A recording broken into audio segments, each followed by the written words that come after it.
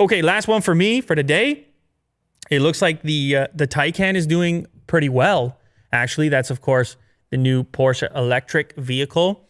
And we have some numbers from Europe for August of 2020 showcasing new registrations for, well, Porsche vehicles. And it kind of stacks them all against each other with the Taycan at the very top all the way down to the Panamera at the very bottom. Now, you look at this list and you might be thinking to yourself, well, it's a new car, whatever. Mm-hmm.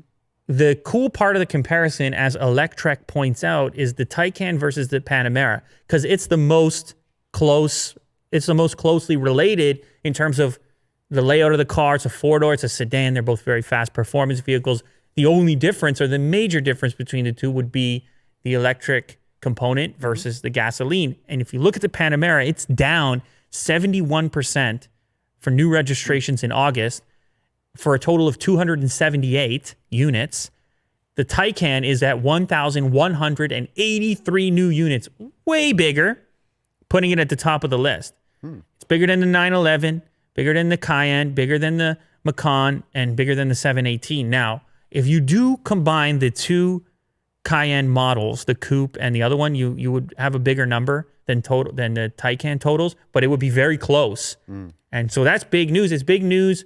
It shows that people are interested in EVs, not just from Tesla. Mm-hmm. And it shows that even if the EV is a premium vehicle with a very expensive price tag, which it is, it's the most expensive. Well, I don't know on average. It's likely the most expensive the way people spec it of the whole list.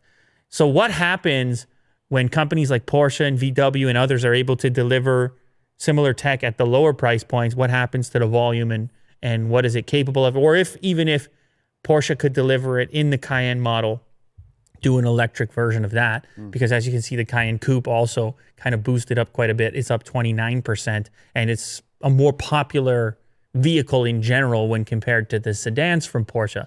So, good news for EVs. We've actually got the Battery Day event going on right now with Tesla. I think it's streaming live at the moment.